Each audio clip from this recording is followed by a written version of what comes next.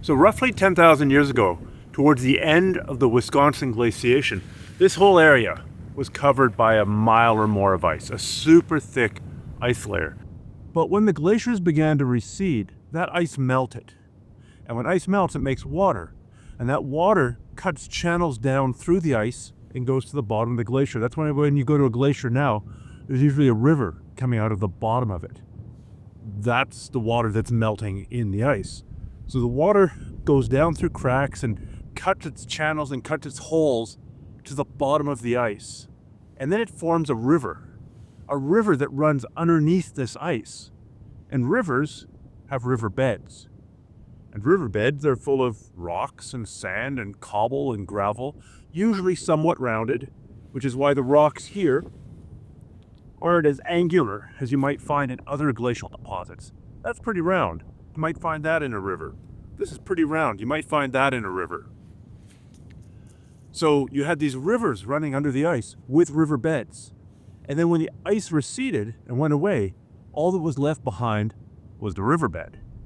We are now on top of an ancient riverbed. We're 40 feet in the air, and there's 40 feet sand and gravel and rounded cobbles that were once underneath this ice and underneath that water. And these eskers, they make the best camping spots. They're also pretty good for wildlife because animals far prefer walking on top of an esker than they do crashing through the swamp. So it's usually dry on an esker. So here we've got lots of lichen, the white and slightly yellow stuff, and crowberry. It makes a wonderful substrate for putting a tent onto.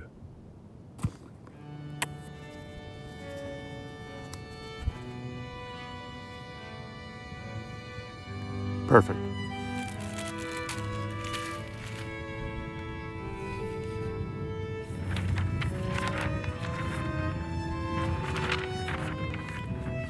So this was a beautiful spot, but it is time to get going.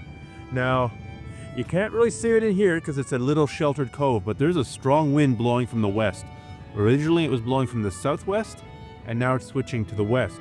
Originally, my plan was to use that southwest wind and go northeast, up through a series of small little islands and the channels between those islands. But now that the wind has shifted, it's a small change, but it's a big change, because it means I'm going to get hammered from winds from the west. And if this is the lake and the wind is coming in from the west, you can get very large waves forming on the east side because it's such a large lake. So now I'm going to go out of my way. I'm not going to take the shortest distance, a straight line between 2 points anymore. I'm going to cut hard to the left, go all the way east, and then go up along the eastern shore where I'm going to be protected from the worst of the winds. It's going to be a bit of a slog to get there. It's going to add some time to get to that shore, but it'll protect me from the worst of the wind and the waves, which is probably a benefit in the long run. So by doing a little detour now, hopefully I save time and energy in the long run. Unless, of course, the wind shifts again, in which case I gotta make a whole new plan.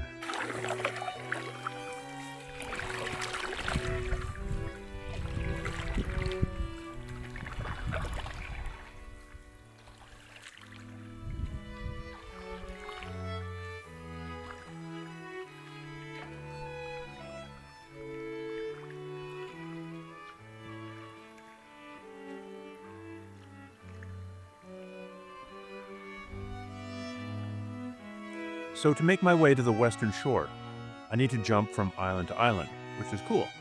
Trouble is, those clouds behind me are spitting rain, and that rain just turned into thunder and lightning. So now I've got to be very, very careful about being out on the water in the middle of a thunderstorm. So I'm going to be probably sitting on shore a fair bit waiting for this system to pass.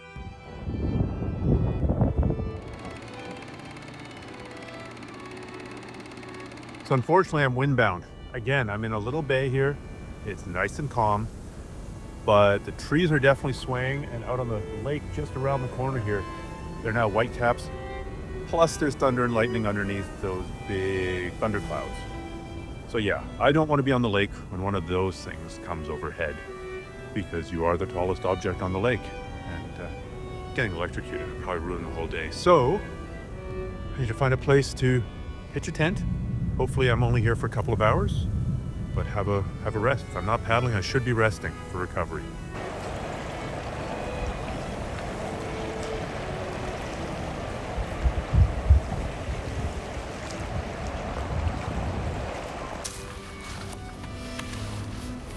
So I made some progress today, jumping from island to island, but then the wind really picked up. It's very calm here, but not 100 feet further, it's blowing like the dickens. There's whitecaps on the lake. The spruce are swaying. The clouds are sending lightning bolts down. There have been a couple blasts of lightning that I could see and hear. So I'm definitely staying on shore until things improve. At least it's not raining yet, and hopefully it'll calm down and I won't have to spend the night here. We'll see.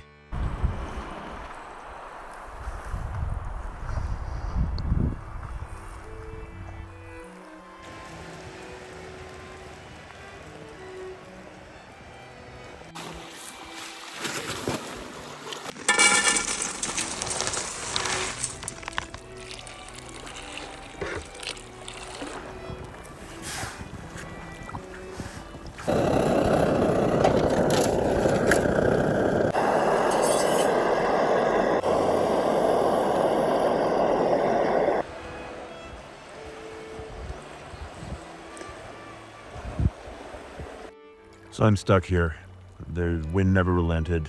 Thunderstorms kept going, and there's no way I could make it to shore. So I'm on this real little island, and I put my tent in about the only space I could find that was wide and long enough for the tent. But I think there's a game trail, so I set up the barrel arm with extra special caution tonight.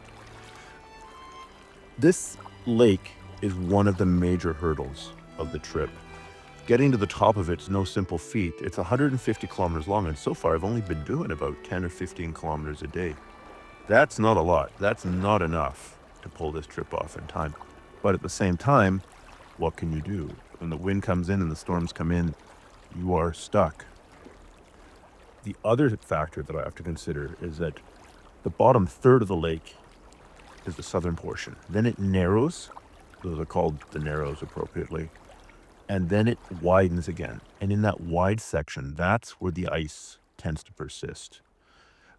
That could be really problematic. I'm hoping that if there is ice, say that there's a westward wind, a wind coming from the west, and it'll push the ice to the east and allow me to sneak up along the western shore.